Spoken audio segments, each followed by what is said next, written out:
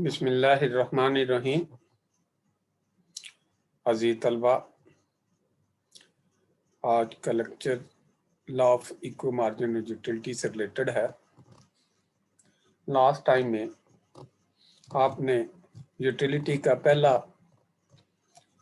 Law जो है वो स्टडी किया था। आज हम यूटिलिटी से रिलेटेड सेकंड लॉ यानी law of equi marginal utility या लॉ ऑफ सब्स्टिट्यूशन को या कंजम्पशन के दूसरे लॉ को डिस्कस करने लगे हैं। जो पहला लॉ था उसमें एक कमोडिटी को डिस्कस किया गया था और एक कमोडिटी के अफादा को डिस्कस किया गया था। इस लॉ के अंदर हम एक से ज़्यादा यानी दो या दो से ज़्यादा कमोडिटी को के अफादे को डिस्कस करेंगे और इस लॉ की ये अहमियत इसलिए है कि इसके ज़रिए एक सारफ जो है वो अपना मैक्सिमम सेटिस्फेक्शन हासिल कर सकता है। अगर वो इस लॉ को फॉलो करता है तो ऐसी सूरत में उसके लिए गाइडेंस मिल जाती है कि वो अपने लिमिटेड वसाइल से ज़्यादा अफादा हासिल करने के काबिल हो जाता है। तो चलें इसका आज आगाज़ करते हैं कि law of equi marginal utility क्या है और इसके बाद इसकी एक्सप्लेनेशन, इसकी अजम्पशन और लिमिटेशन को हम डिस्कस करेंगे। ये सवाल आपके सामने दिया गया है। ये इस तरह सवाल आपको आ सकता है, explain the law of equi marginal utility और लॉ ऑफ सब्स्टिट्यूशन या what is the second law of consumption. ये इसको सेकंड लॉ ऑफ कंजम्पशन भी कहते हैं। फर्स्ट लॉ ऑफ कंजम्पशन कौन सा था? Law of diminishing margin utility, ये जो आप ऑलरेडी स्टडी कर चुके हैं लास्ट लेक्चर में। तो आज ये सेकंड लॉ जो है कंजम्पशन का हम डिस्कस कर जा रहे हैं। इंट्रोडक्शन।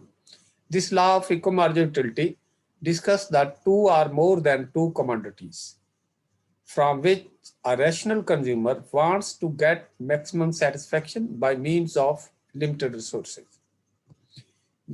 ये कानून मुसावी मुख्तम अफादा इक्व मार्जिन यूटिलिटी मुसावी मुख्तम अफादा का कानून मुसावी मुख्तम अफादा का कानून दो या दो से ज़्यादा अशिया को डिस्कस करता है। From which a rational consumer wants to get maximum satisfaction by means of limited resources, जिससे एक अक्लमंद सारफ, एक बाहोश सारफ, एक समझदार सारफ अपने महदूद वसाइल के जरिए ज़्यादा से ज़्यादा सेटिस्फेक्शन हासिल करने की ख्वाहिश करता है। It remove the drawback of diminishing margin utility. ये लॉ जो है law of diminishing margin utility की खामी को दूर करता है। उसमें खामी क्या थी कि उसमें खामी ये थी कि उसमें सिर्फ वन कमोडिटी यूटिलिटी को डिस्कस किया गया था, यानी एक चीज के अफादा को उसमें डिस्कस किया गया है। तो सारफ एक चीज तो इस्तेमाल नहीं करता, सारफ तो एक से ज्यादा चीजें इस्तेमाल करता है अपनी लाइफ में। वो जो है वो एक दिन में एक चीज तो इस्तेमाल नहीं कर रहा कि वही उसने खरीदनी और उसके अफादे को वो चेक करेगा। वो तो एक से ज्यादा चीजें खरीद रहा होता है। तो इसलिए उसमें ये एक खामी थी कि उसमें एक चीज के अफादे को जाहिर किया गया है या डिस्कस किया गया है। लेकिन इसमें ऐसी खामी नहीं है कि इसमें दो या दो से ज्यादा अशिया के अफादे को बेस बनाया गया।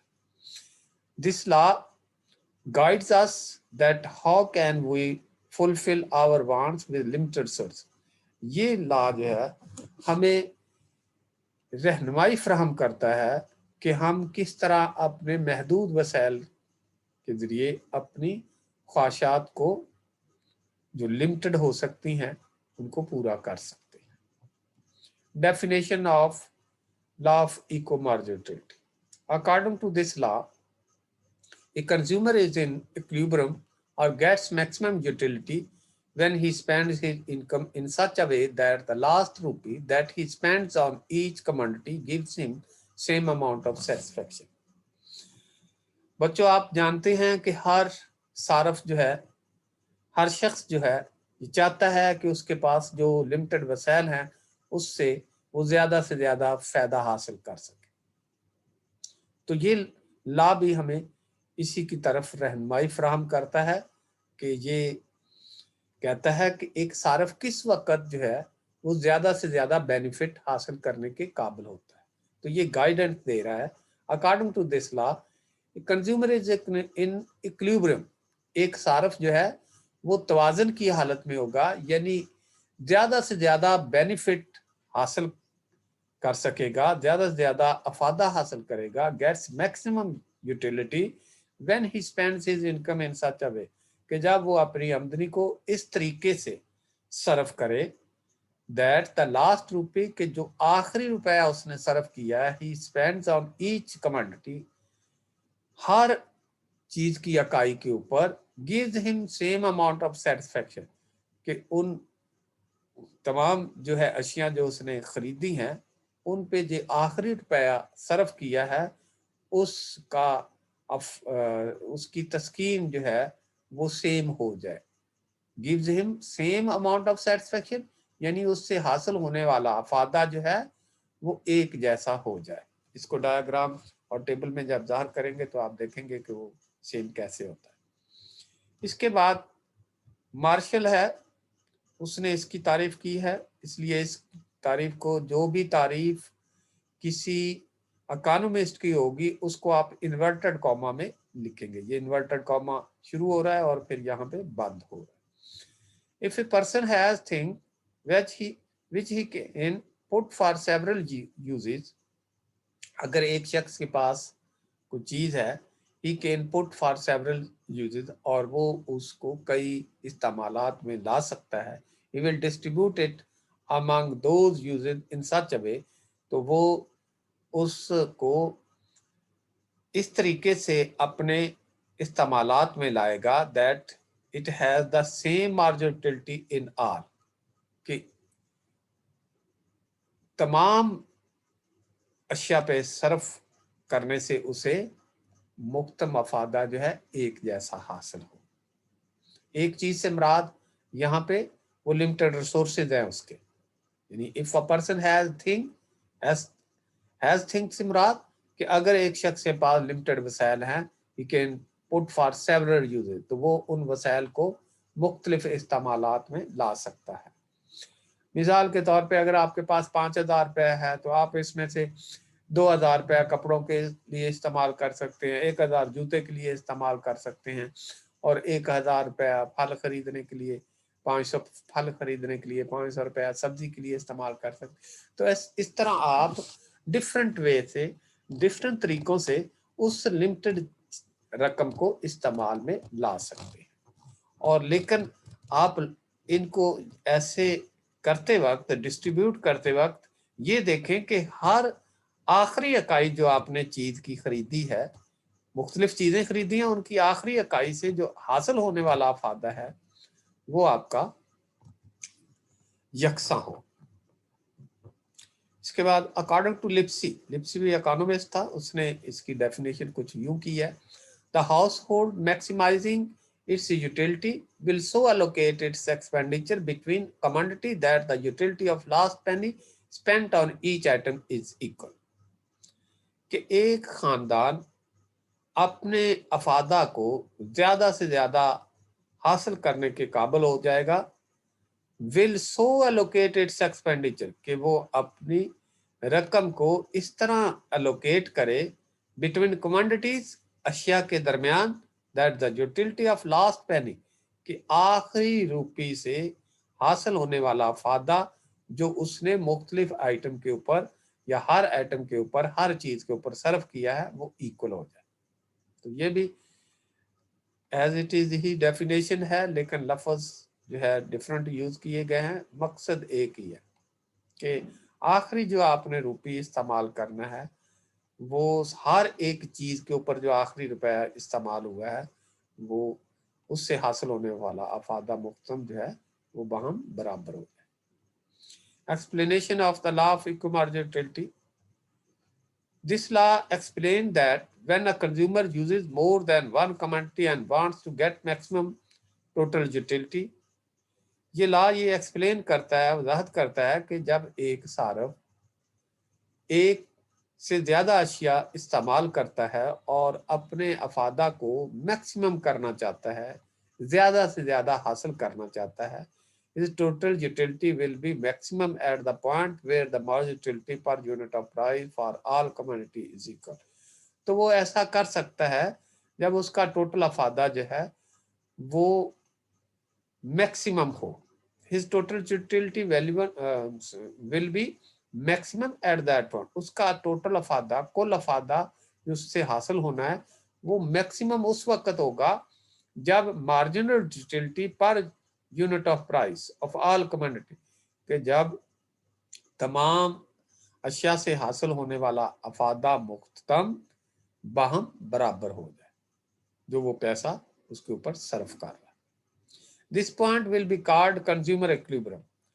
इसको, इस नुक्ता को जहां पे ऐसा मकाम आ जाता है कि तमाम अशिया से हासिल होने वाला अफादा मुख्तम जो है वो बराबर हो जाए, तो उसको इक्विलिब्रियम कहते हैं, यानी कंज्यूमर का सारफ का तवाज़न। And it can be presented mathematically as under. इसको हिसाबी तरीके से यूं पेश किया जा सकता है या जाहिर किया जा सकता है। Marginal utility of A equal to marginal utility of B, marginal utility of C, marginal utility of N. N इसलिए कहा गया है मार्जिनल सी से आगे डी, ई, आगे एफ, जितनी भी चीजें आप करते हैं उसको आगे, तो ये एन से मुराद ये है कि तादाद आगे जितनी भी आप ले जा सकते हैं। Over price of A, over price of B, over price of C, over price of N. ये पर यूनिट ऑफ प्राइस का ये जो ये बताया गया था, per unit of price marginal utility, per unit of price marginal utility ऊपर नीचे, per unit of price price नीचे, ऑफ ऑल कमोडिटी। ये दोनों सब क्या, ये इस ए का फायदा बी के बराबर, बी का सी का फायदा एन के बराबर, तो इस तरह उसको मैक्सिमम सेटिस्फेक्शन हासिल हो जाएगी। That is the ratio of marginal utility to prices is equal for all the commodity. आप देख रहे हैं कि यहाँ पे जो मुख्तम अफादे हासिल किए गए हैं, मुख्तम फादा ए, मुख्तम फादा बी, ये इनके दरमियान जो रेशियो है, ratio of marginal utility to prices is equal for all the commodity. All commodity के लिए जो शरह है मार्जिनल यूटिलिटी की टू प्राइसेस वो इक्वल है। ये प्राइस ए बी के बराबर है, बी की प्राइस सी की एन के, इस तरह मार्जिनल यूटिलिटी ए की बी के ये सी के। जैसे 4 इज इक्वल टू 2 जमा 2, फिर आगे फिर आप 3 जमा ए, इस तरह लिखें तो वो सब बराबर होंगे। मैं ये थोड़ा सा आपको वजाहत कर देता हूँ। जैसे आप लिखते हैं 4, ये लाइन दे रहा है नहीं, चले मैं वैसे बता देता हूँ कि 4 इक्वल टू 3 जमा 1, ये भी बराबर है, 4 ही बनता है। फिर इक्वल टू 2 जमा 2, ये भी बराबर ही बनता है। तो इस तरह ये आपस में अगर बराबर होंगे तो फिर उस सूरत में उसको मैक्सिमम अफादा हासिल हो जाएगा। Illustration, suppose mister Rashid goes to bazaar and wants to buy fruit. हम फर्ज कर लेते हैं कि मिस्टर राशिद जो है वो बाजार जाता है और वो फ्रूट खरीदना चाहता है। He has to purchase mango and banana. उसको मैंगो और बनाना 2 फ्रूट खरीदने हैं। ही हैज लिमिटेड मनी, और उसके पास महदूद पैसा है। सपोज कर लेते हैं ये 5 रुपए हैं, 500, इसको आप 500 रुपया कंसिडर कर लें। मैंने 5 रुपए रखे हैं, आप 500 रुपया भी कंसिडर कर सकते हैं। जिस जगह पे ये रुपीज है यहाँ पे 100, 200, 300, 0 2 ज्यादा लगा दें आप, ठीक है। He does not change his mind, वो अपना माइंड चेंज नहीं करता। जैसे वो माइंड लेके जा रहा है उसी तरीके से वो अपनी चीजें खरीद रहा है। 2 चीजें खरीदनी है, 2 चीजें वो। The satisfaction obtained by different unit of mango and banana is given in table as and। और जो सेटिस्फेक्शन वो उसे हासिल होती है डिफरेंट चीजें यानी 2 फ्रूट खरीदने से, तो वो नीचे दी गई है, ये इनको ज़ाहिर किया गया। पहले नंबर पे है कि अगर वो 1 रुपया मैंगो के ऊपर खर्च करता है तो 14 का उसे फायदा होता है, 14 यूटल का। और 1 रुपया अगर वो सर्व करता है बनाना के ऊपर तो 12 यूटल का उसे फायदा हासिल होता है, ठीक है। अगर वो दूसरा 2 रुपए सर्व करता है किसके ऊपर, मैंगो के ऊपर, तो 12 उसे फायदा हासिल होता है। और अगर 2 रुपए वो सर्व करता है बनाना के ऊपर तो 10 यूटल उसे फायदा हासिल होता है।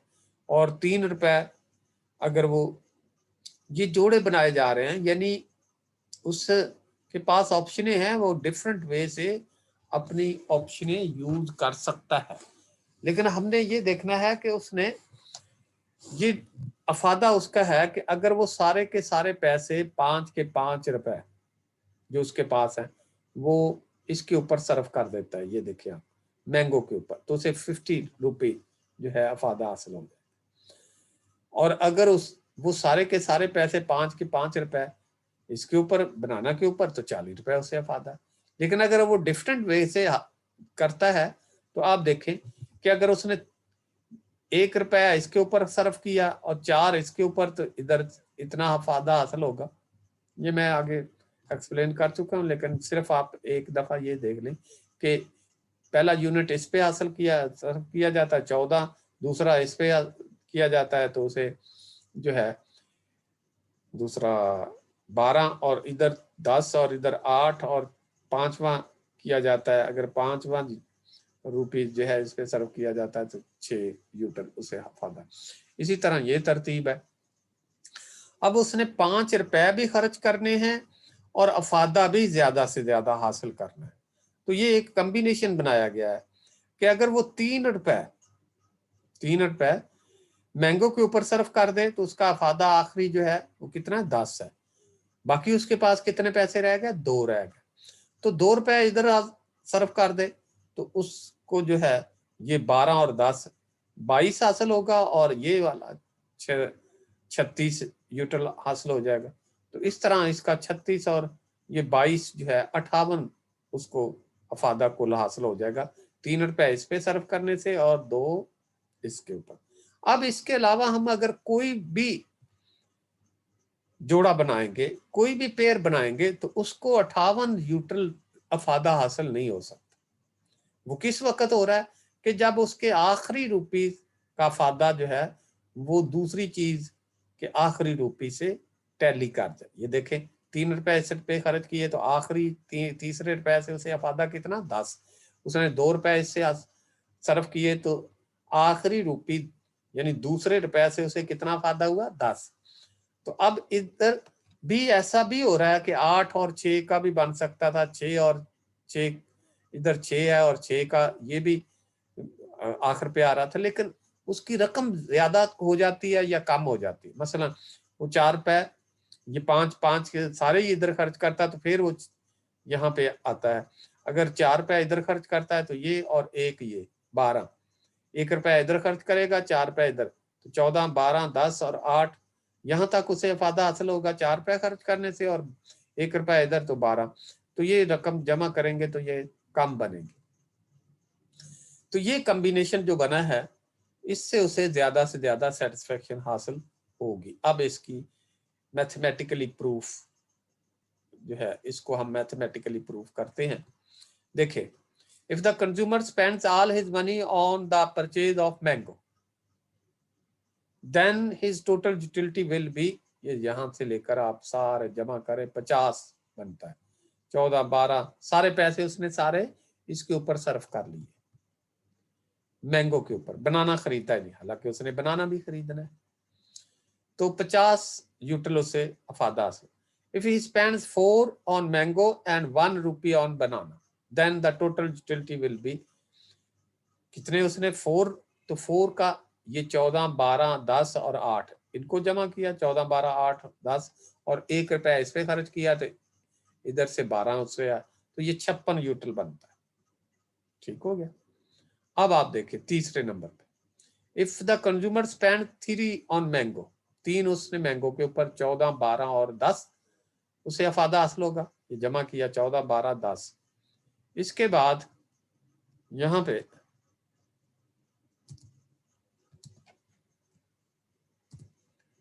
14, 12, 10, इसके बाद 2 उसने इधर रुपए खर्च किए, 12 और 10, तो यहाँ पे 12 और 10 ये 58 यूटिल उसे हासिल हो रहा है।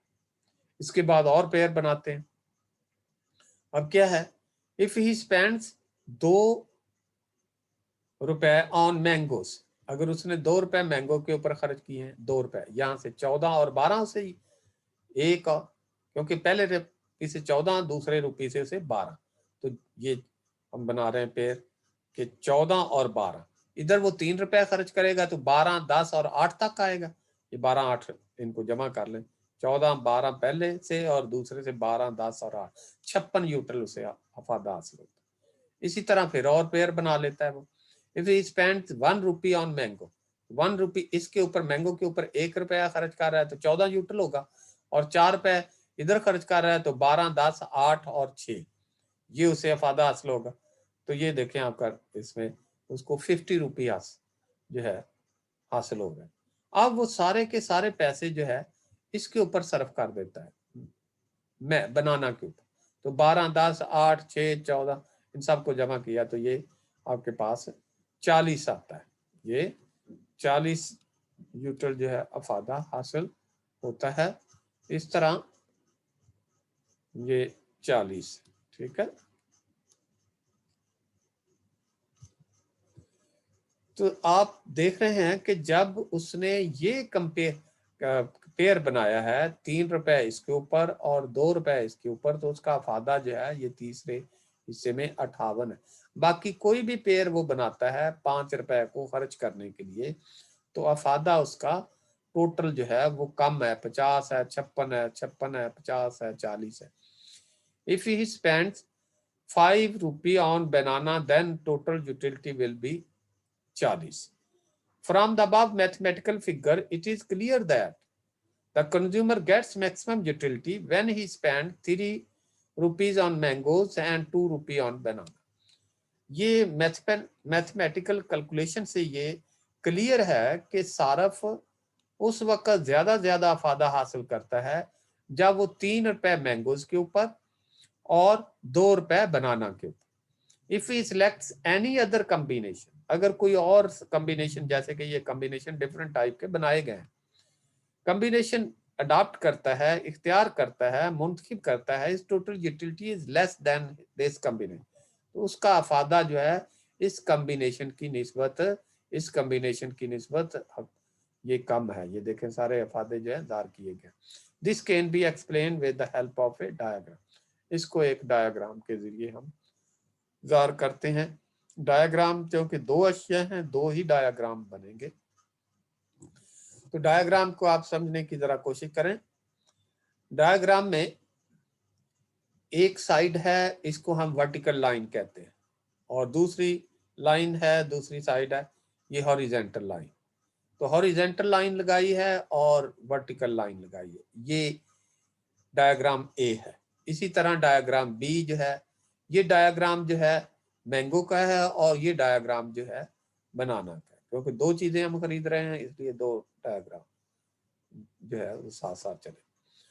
अब देखें इस साइड पे हमने यूटिलिटी ऑफ मैंगो को उजागर किया। हमारे पास मैक्सिमम यूटिलिटी कितना है इसका, मैंगो का मैक्सिमम है 14, तो 14 तक हम इसकी डिवीजन कर लेते हैं इस खत की। 2 2 के यूनिट बना रहे हैं, 2, 4, 6, 8, 10, 12 और 14। हमारे पास यूनिट कितने हैं, 1 2 3 4 5, ये 5 के इतना इतना वक्फा रख के हमने यहाँ पे निशान लगा दिया, यहाँ पे निशान, यहाँ पे, और फिर ये यहाँ पे। ये 3 जो है थोड़ा सा दरमियान में आ गया, ये 3 जो है इस जगह पे है, इस जगह पे, ये ध्यान में रखना। ये जिस जगह पे मैं कर्सर लेके आ रहा हूँ, ये 3 जो है इधर है, इधर ठीक लिखा हुआ है, उसकी जगह पे है, लेकिन इधर थोड़ा सा जो है ना ये आगे लिखा गया है। अब इसको जो है शिफ्ट करना या बदलना थोड़ा सा मुश्किल है, क्योंकि डायग्राम बन चुका है। अच्छा, इसके बाद आगे आप देखें, इस तरफ यूनिट हमने मैंगो के ज़ाहिर कर दिए हैं। इस डायग्राम में भी उसी तरह हमारे पास मैक्सिमम कितने हैं यूनिट अफादा के, 12। इसको भी मैंने 14 तक ही ड्रा कर दिया है, लेकिन आप ये 14 का नंबर ना भी दें तो यहाँ तक आप कर दें, ये भी ठीक है, लेकिन फासला वही है। इसके अंदर भी 2 4 6 8 और 10 और 12 और 4 इधर यूनिट इसके लगा दिए। अब पहली सिचुएशन क्या है कि 3 यूनिट जो है इसके खर्च किए जाते हैं, 3 रुपए इसके ऊपर, मैंगो के ऊपर। तो यहां से आप लेके आएंगे, यहाँ ये 3 रुपये से आप एक ऊपर वर्टिकल लाइन ड्रा करेंगे, ये वर्टिकल लाइन यहाँ पे पहुंच गई, और इधर से आपको अफादा कितना हासिल हो रहा है, ये देखें आप, अफादा आपको हो रहा है 10। 3 यूनिट से ऊपर लाइन लगाएंगे और 10 से आप हॉरिजेंटल लाइन, जिस जगह पे ये लाइन एक दूसरे को कट करेगी वहां पे आप ये जो है एक नुक्ता हासिल कर, और इस नुक्ते से गुजरता हुआ ये खत आप खींच देंगे। ये तो पहली सिचुएशन, ठीक हो गया। इधर क्या करेंगे, इधर आपने 2 यूनिट इस्तेमाल किए, तो 2 से आप ये लाइन लगाएंगे, 2 से ऊपर, और आपको अफादा कितना हासिल हो रहा है, वो भी 10 से आप ये आपने नुक्ता हासिल कर लिया, और इधर से गुजरता हुआ खात ये इस तरह आपने आगे खींच देना। ये तो पहली सिचुएशन हो गई, मार्जिन यूटिलिटी ए और मार्जिन यूटिलिटी बी की। अब हम इसको प्रूफ करना चाहते हैं। प्रूफ करने के लिए क्या है कि आप इन पेयर में चेंज लाते हैं। पहले 3 रुपए इसके ऊपर खर्च किए, ये आपको ये डायग्राम ऐसे करके ऐसे, और ये ऊपर से खत फेंक दिया। इसी तरह 2 रुपए आपने इसके ऊपर खर्च किए, ये और ये नुक्ता हासिल किया, और इधर से खत ये मार्जिन यूटिलिटी का आपने ड्रा कर दिया। अब आप इसको प्रूफ करना चाहते हैं। प्रूफ करने के लिए क्या है कि आप इसके यूनिट कम कर दें, यानी इसके ऊपर रुपये कम कर दें। आप 3 से 2 पे आ जाएं, और 2 रुपए इस पे खर्च करेंगे तो आपके पास इधर 2 खर्च हो रहे थे, आप इसके ऊपर 3 रुपए खर्च कर देंगे, तो 5 पूरे मुकम्मल कर दें। तो क्या होगा कि जब आप इधर से 1 रुपया कम करेंगे तो आप 2 रुपए खर्च कर रहे हैं, तो 2 रुपए पर आपको अफादा कितना हासिल हो रहा है, ये देखें, आपको 12 अफादा हासिल हो रहा है। ये लाइन यहाँ पे चली जाएगी, यहाँ से आप इधर से ऐसे लाइन लगाएंगे 12 से, जैसे ये लगाई हुई है, यहाँ से ऐसे लाइन करके ये नुक्ता हासिल करेंगे और ये नीचे आ जाएगा, ठीक है। और ये दरमियान वाला हिस्सा ये क्या है, ये आपको छोड़ना पड़ेगा, क्योंकि अब आपको पहले तो आपको ये अफादा यहाँ तक हासिल हो रहा था, अब इतना हिस्सा आप लॉस करेंगे, क्योंकि 2 रुपए आप खर्च कर रहे हैं। अब इधर 1 रुपया बढ़ाएंगे तो आपको फायदा होगा। ये 3 पे जाते हैं तो यहाँ से आप 3 से ऊपर जाएंगे, और यहाँ से आप इधर आएंगे 8 पे। ये मैं यहाँ से क्लियर करवाता हूँ आपको कि 2 रुपए आपने जिस वक्त इधर किए हैं तो आपको 12 यूनिट अफादा होगा। इधर आप 1 रुपया बढ़ाते हैं तो 8 पे आ जाएंगे आप, 8 के ऊपर लाइन लगेगी। ये देखें आप, 3 ऊपर और 8 इधर, ये ऐसे लाइन लगेगी, ये नुक्ता से। अब ये खाता आपका इस तरह, ये दरमियान में जो हिस्सा आएगा ये आपका गेन है, यानी 1 रुपया एक्स्ट्रा खर्च करने से ये आप मजीद फायदा लेंगे, और ये आप मजीद फायदा नहीं लेंगे बल्कि लॉस करेंगे।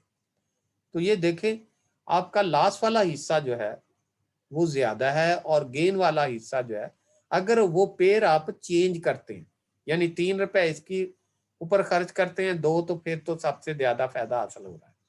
लेकिन अगर आप वो पेयर चेंज कर लेते हैं और इसके ऊपर 2 करते हैं आप 2 रुपए, तो आपको इतना लॉस होगा, और इसके ऊपर 3 रुपए कर देते हैं तो आपको इतना गेन होगा। तो ये गेन कम है और लॉस ज्यादा है, इसलिए जो पहला पेयर आपने अडॉप्ट किया हुआ है वो ही ज्यादा फायदा आपको दे रहा है। In the diagram A is shown the margin utility of mangoes by spending the different units of money. Diagram A में मार्जिन यूटिलिटी ऑफ मैंगो जो है उसको जार किया गया है, जिसके ऊपर डिफरेंट यूनिट ऑफ मनी जो है वो सर्व किए जा रहे हैं। डायग्राम बी जो है is showing the margin utility of बनाना, और जो बी डायग्राम है ये बनाना के मार्जिन यूटिलिटी को जार कर रहा है। When consumer spend 3 rupees on mango and 2 rupee on banana, is utility is maximum. जब वो इसके ऊपर 3 रुपए और इसके ऊपर 2 रुपए खर्च करता है तो उसका अफादा जो है वो ज्यादा से ज्यादा है, मैक्सिमम है। On the other hand when he spend 2 रुपए 2 rupees on mango and 3 rupee on banana, his total utility decreases. उसका जब वो इसके ऊपर 2 रुपए कर देता है, इसके ऊपर 1 रुपया बढ़ा के यहाँ 3 रुपए कर देता है, तो उसका अफादा जो है टोटल वो कम हो जाता है। Shaded area shows the gain and loss, ये जो शेडेड एरिया बनाया गया है ये गेन और लॉस को जाहिर कर रहा है। And the loss due to change in combination, spended area show the gain and loss due to change in combination, combination में तब्दीली की वजह से गेन और लॉस को शेडेड एरिया से जाहिर किया गया। अकॉर्डिंग टू डायग्राम, इन डायग्राम्स से his loss is greater than gain, ये जो लॉस है ये उसका ज्यादा है गेन की निस्बत।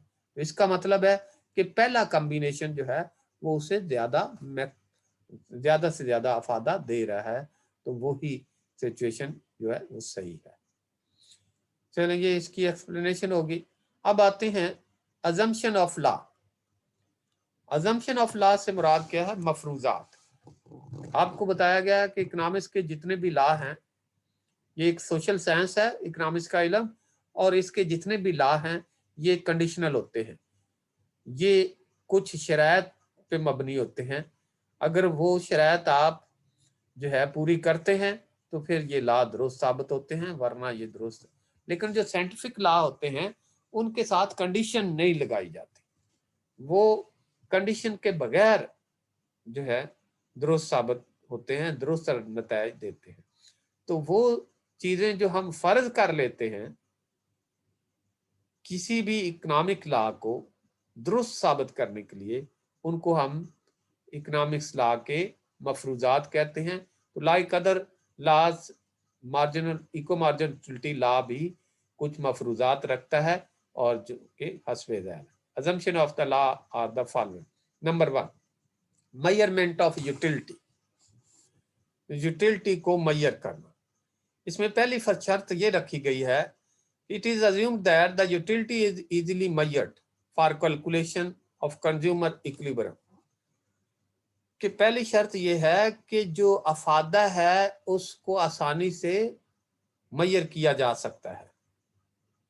सार्फ जो है अपना मैक्सिमम अफादा हासिल करने के लिए इसकी पैमाइश कर सकता है, ये शर्त है।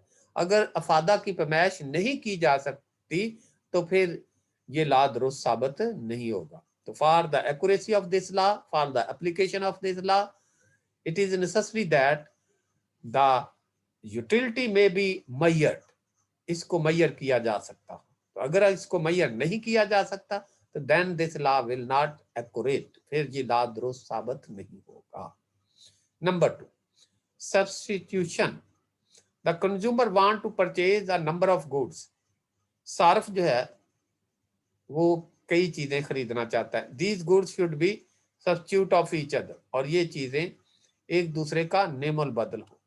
अगर किसी चीज का, एक चीज आपके पास उसका नेमल बदल ही नहीं, मिसाल के तौर पे आप गाड़ी में पेट्रोल डलवा लें या गैस से चला लें, तो अगर सिर्फ पेट्रोल ही उसका हल है, गैस से आप गाड़ी नहीं चला सकते, तो फिर तो आपको वो पेट्रोल ही खरीदना पड़ेगा, आप दूसरी ऑप्शन की तरफ जा ही नहीं सकते। फल खरीद रहे हैं, आपके पास सिर्फ यही ऑप्शन है कि आप मैंगो खरीद सकते, मैंगो ही है, मैंगो ही खरीद सकते, ना बनाना है, ना आपके पास एप्पल है, ना कोई फल और नहीं है, तो फिर ये उसका सब्स्टिट्यूट नहीं है, इसलिए ये ला दुरुस्त साबित नहीं होगा, क्योंकि आपने तो दूसरी ऑप्शन की तरफ जाना है जब पहली ऑप्शन से आपको फायदा कम हासिल हो रहा है, तो आपने दूसरी ऑप्शन की तरफ, जब दूसरी ऑप्शन ही नहीं है आपके पास, सब्स्टिट्यूट ही नहीं है उस चीज का, तो फिर तो वही चीज खरीदनी पड़ेगी। तो इसलिए ये फर्ज किया गया है कि कंज्यूमर जो है, जो चीजें खरीद रहा है, उनके सब्स्टिट्यूट अवेलेबल हों। There should be availability of the substitution of the goods which are being purchased by the consumer. Consumer जिन चीजों को खरीद रहा है उनकी अवेलेबिलिटी होनी चाहिए, उनके सब्स्टिट्यूशन की अवेलेबिलिटी होनी चाहिए। Number 3, fixed prices. It is also assumed that the given prices of the commodity are fixed. जो प्राइसेस हैं उनमें चेंज नहीं आनी चाहिए। अगर मैंगो की कीमत 10 रुपए है तो वो 10 ही रहे, ये नहीं है कि आप जो है दूसरी ऑप्शन की तरफ जाएं तो उसकी प्राइस चेंज हो जाए, वो प्राइस जो है 10 से 8 हो जाए या 8 से 12 हो जाए, ऐसा नहीं होना चाहिए। They do not change. Goods are dividable, यानी गुड्स के छोटे छोटे यूनिट हो, तो फिर it is assumed that all things can easily be divided into different unit. Different unit में जैसे एप्पल है, 1 है, 2 है, 3 है, 4 है, अमरूद है, आड़ू है, इस तरह। ये नहीं है कि उसकी डिवीजन ना हो सके। अगर किसी चीज की डिवीजन ही नहीं हो सकती तो फिर आपको जो है दूसरी ऑप्शन ही नहीं इस्तेमाल करनी पड़ेगी, तो ऐसी सूरत में भी ये ला दुरुस्त नहीं हो। Complete knowledge. 4 नंबर पे ये है कि consumer has complete knowledge about his best combination for different unit of commodities. कि सार्फ को ये मुकम्मल इल्म होना चाहिए अपने बेस्ट कॉम्बिनेशन के लिए, for different unit of commodity. जो डिफरेंट यूनिट ऑफ कमोडिटी उसने हासिल करने हैं, उनके बेस्ट कॉम्बिनेशन के लिए उसको मुकम्मल तौर पे इल्म होना चाहिए। तो ये आम लाइफ के अंदर ऐसा मुमकिन नहीं होता कि तमाम सार्फ जो है उनको अपने बेस्ट कॉम्बिनेशन का इल्म हो, कि वो ये समझे कि ये एप्पल कम कर दें तो सेब दूसरा ये अमरूद खरीद लें या मैंगो खरीद लें तो इससे ज़्यादा उसको बेनिफिट होगा। ये नॉलेज होना इम्पॉसिबल सा है। चलें, बहरहाल ये एक शर्त भी ये लगाई गई है इस के लिए कि consumer should be fully aware for the best combination of different unit of commodity। different unit of commodity के मुतालिक full awareness उसे होनी चाहिए, full उसे knowledge होना चाहिए, तो then this law will operate। फिर ये law operate होगा और उसे maximum benefit हासिल हो सके। comparable। it is assumed that the utility of different commodity can be compared with each other। ये भी फर्ज किया गया है कि डिफरेंट कमोडिटी का जो अफादा है उसको कंपेयर किया जा सके with each other. Her commodity के अफादे को दूसरी कमोडिटी के अफादे के साथ कंपेयर किया जा सके। मसलन एक कमोडिटी से, मैंगो से आपको 8 अफादा हो रहा है, दूसरी से कितना हो रहा है, 15 हो रहा है या 6 हो रहा है या 3 हो रहा है। जैसे ये पीछे टेबल बनाया गया तो उसमें 14, 12 और ये अफादे की डिफरेंट उनकी जो है मिकदारें हैं, तो उससे फिर आप कंपैरिजन कर सकते हैं कि 2 रुपए आप मैंगो पे खर्च करते हैं, आपको कितना फायदा हासिल हो रहा है, दूसरे पे 2 रुपए ही खर्च करते हैं तो कितना फायदा हासिल होता है। तो फिर आप कंपैरिजन करने के बाद डिसाइड कर सकते हैं कि जिधर फायदा आपको ज्यादा हो रहा है उधर आप। जैसे एक मजदूर है, वो मजदूर एक जगह पे उसे 1000 मजदूरी मिल रही है, दूसरी जगह पे 8000 है, तो ये उसे पता होगा तो फिर ही वो 10 जो है 1000 वाले की तरफ जाएगा। 8000 अगर उसे पता ही नहीं है इस कंपैरिजन का कि 10 और 8 का, तो ऐसी सूरत में फिर ये अपने बेस्ट कॉम्बिनेशन की तरफ नहीं जा सकेगा। Application of law of diminishing marginality. Law of diminishing marginal utility का अतलाक होना चाहिए। It is assumed that the law of diminishing marginal utility is applicable on the commodities used by the consumer. ये क्या है? Law of diminishing marginal utility क्या होता है कि जैसे जैसे आप किसी चीज के यूनिट ज्यादा खरीदते हैं, उनका फायदा जो है वो कम होता जाता है। तो ये देखें, ये टेबल मैं लेके आ रहा हूँ, ये देखें आप, जैसे जैसे यूनिट ज्यादा खरीद रहे हैं अफादा कम होता जा रहा है। ये इसका अतलाक अगर यहाँ पे 14 है, यहाँ पे 16 हो जाता है, यहाँ पे 20 हो जाता है, तो ये ला दुरुस्त साबित नहीं होगा। तो इसमें ये एक चीज बताई गई है कि लॉ ऑफ, ये जो है कंपेयर भी हो गया, application of law of diminishing margin, law of diminishing margin utility का अतलाक हो। Law of diminishing margin utility क्या कहता है कि जब भी आप किसी चीज का स्टॉक बढ़ाते जाते हैं, यूनिट बढ़ाते जाते हैं, उसका इस्तेमाल या उसकी खरीदारी, तो उसका अफादा जो है मुफ्तम कम होता जाता है। तो वो ऐसा है, ठीक है। इसके बाद fixed income, it is assumed for the accuracy of this law that the income of the consumer is fixed and it does not change। हर्फ के पास जो रकम है वो मखसूस है, 5 रुपए है, 500 रुपया है, वो मखसूस है। ये नहीं है कि वो 6,600 हो जाती है या 6 रुपए हो जाती है, ऐसा नहीं है। जो उसके पास रकम घर से लेके चला वही उसके पास, उसमें किसी किस्म की चेंज नहीं होती। तो अगर चेंज होती है तो this law will not operate, ये लॉ ऑपरेट नहीं करेगा। ये रिजल्ट जो हम लेना चाहते हैं या ये जो बात हम कर रहे हैं कि मैक्सिमम सेटिस्फैक्शन सारों को होगा, वो हासिल नहीं हो सके। और आखिरी पॉइंट है रैशनल कंज्यूमर। कंज्यूमर जो है वो रैशनल है, अक्लमंद है, समझदार है।